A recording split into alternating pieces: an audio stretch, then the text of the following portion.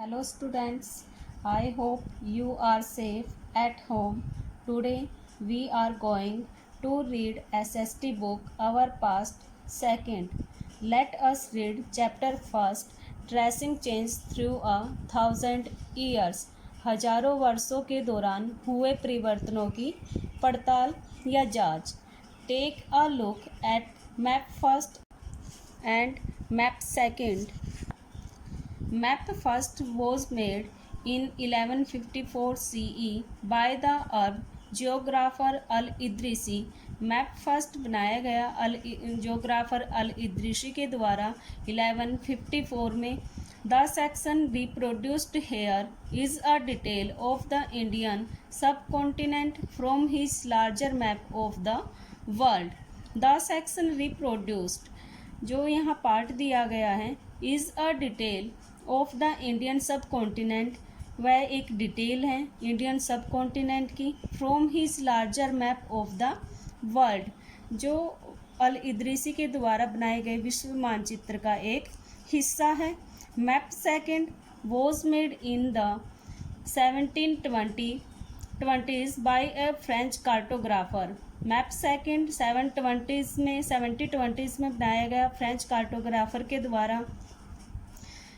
The two maps are quite different, दोनों map एक दूसरे से बिल्कुल अलग हैं. Even though they are of the same area, जबकि वो एक ही एरिया को दर्शा रहे हैं. इन अल इद्रिसीज मैप, अल इद्रिसीज के मैप में south India is where, south India वहाँ है. We would expect to find north India, जहाँ हम नॉर्थ इंडिया को ढूंढ रहे हैं. And Sri Lanka is the island at the top, Sri Lanka map के टॉप में है. In map first Sri Lanka is at the top and south India is under the Sri Lanka. Place names are marked in Arabic, place name Arabic language में mark किए गए हैं. And there are some well known names like Kannauj in Uttar Pradesh, यहाँ पर कुछ well known names भी हैं like Kannauj, जैसे कि कन्नौज इन उत्तर प्रदेश, जो उत्तर प्रदेश में है. Spelled in the map as QANAUJ, Kannauj. Map second was made nearly 600 years after map first, जो मैप सेकेंड है मैप फर्स्ट के लगभग 600 साल के बाद बनाया गया. During which time information about the subcontinent had changed considerably, इस पीरियड के दौरान जो सब कॉन्टिनेंट हैं उसकी सूचनाएं लगातार बदलती रही.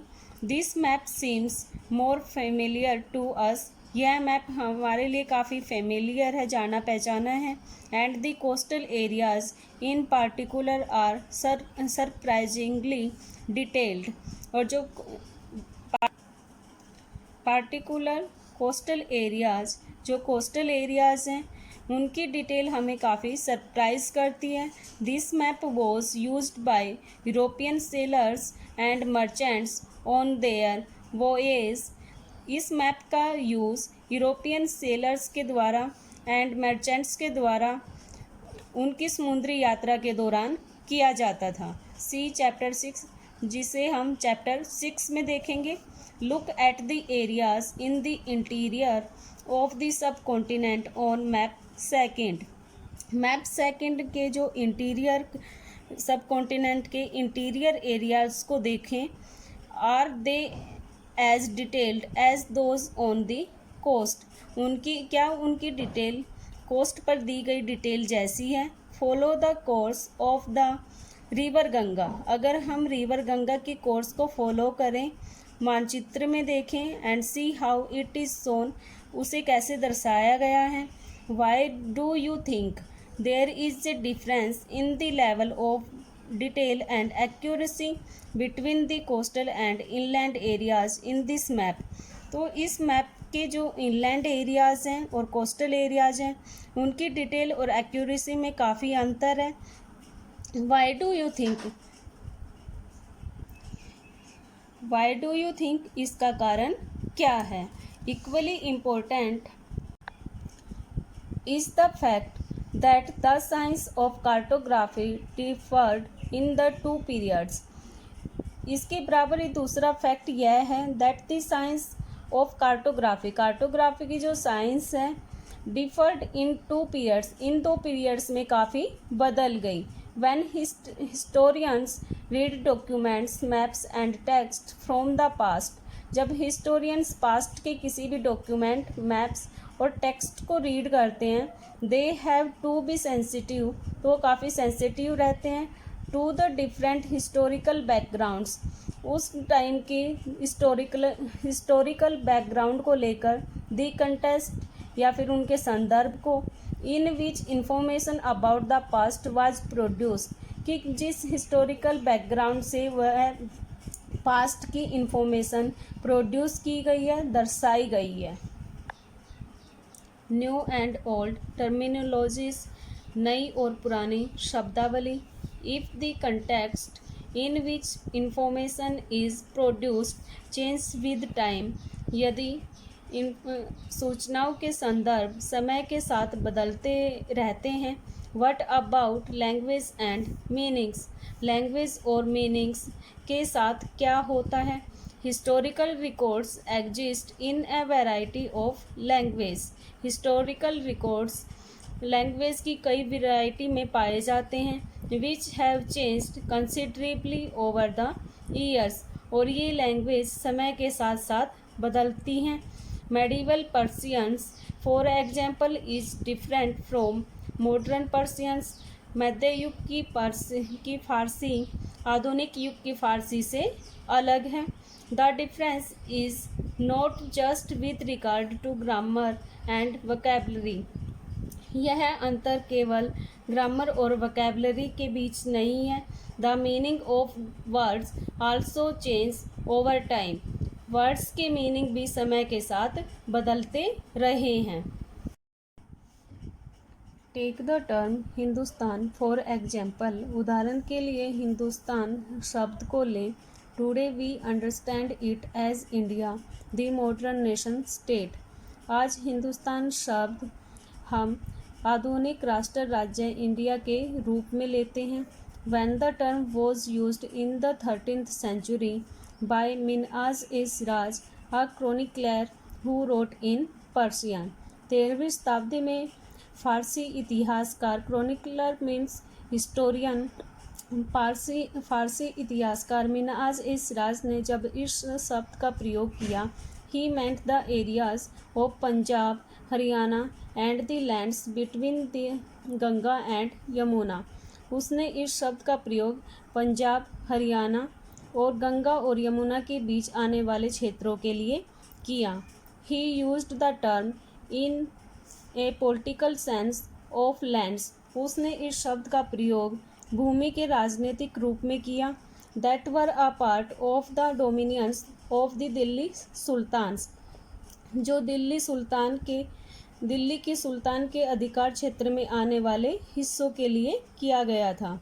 The areas included in this term shifted with the extent of the सल्तनत, सल्तनत के प्रसार के साथ साथ इस शब्द के अंतर्गत आने वाले क्षेत्र भी बढ़ते गए.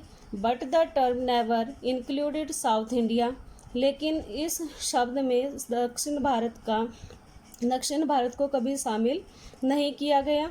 बाय कंट्रास्ट, इसके विपरीत, in the early 16th century के प्रारंभ में Babur used Hindustan to describe the geography, the fauna and the culture of the inhabitants of the subcontinent. Babur ने हिंदुस्तान शब्द का प्रयोग इस उपमहाद्वीप की ज्योग्राफी, द फ्यूना मीन्स पशु पक्षियों, और यहाँ के निवासियों की संस्कृति का वर्णन करने के लिए किया. As we will see later in the chapter, जो हम इस चैप्टर के बाद में देखेंगे. This was somewhat similar to the way the 14th century poet Amir Khusrau used the word Hind. इस शब्द का प्रयोग का अर्थ 14वीं शताब्दी के अमीर खुसरो के वर्ड के वर्ड हिंद शब्द के कुछ कुछ समान था। While the idea of A geographical and cultural entity like India did exist, Bharat के भौगोलिक और सांस्कृतिक रूप में उभर रहा था। The term Hindustan did not carry the political and national meanings, Hindustan शब्द राजनीतिक और राष्ट्रीय मीनिंग अर्थ नहीं ले रहा था। Which was associate with it today, जो हम आज इसके साथ यूज़ करते हैं। Historians today have to be careful about the terms they use because they meant different things in the past. आज इतिहासकार शब्दों के प्रयोग के समय काफ़ी सावधान रहना चाहिए। बिकॉज क्योंकि they meant different things in the past, क्योंकि पास्ट में इन शब्दों के अर्थ अलग थे। Take for example a simple term like foreigner, उदाहरण के लिए फॉरनर शब्द को लें। It is used today to mean someone who is not an Indian. इस शब्द का प्रयोग उस व्यक्ति के लिए किया जाता है who is not an Indian, जो भारतीय न हो। In the medieval period, a foreigner was any stranger who appeared, say, in a given village. मध्यकालीन युग में फोरनर शब्द का प्रयोग उस गांव में आने वाले उस अजनबी के लिए किया जाता था। Someone who was not a part of that society और कल्चर, जो उस गांव के समाज व संस्कृति का हिस्सा न हो। In Hindi the term pardesi might be used to describe such a person, Hindi में परदेसी शब्द का प्रयोग इस तरह के पर्सन को डिस्क्राइब करने के लिए किया जाता है। एंड इन पर्सियन अजनबी, जबकि फारसी में अजनबी शब्द का प्रयोग ऐसे व्यक्ति के लिए किया जाता है।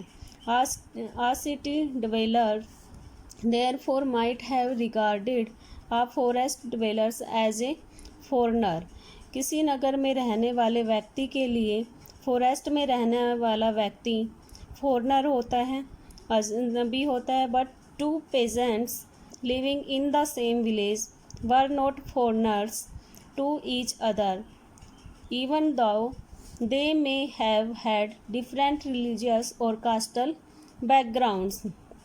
जब परंतु किसी एक ही गांव में रहने वाले दो किसान अलग अलग जाति व धर्म के होते हुए भी एक दूसरे के लिए अजनबी नहीं होते।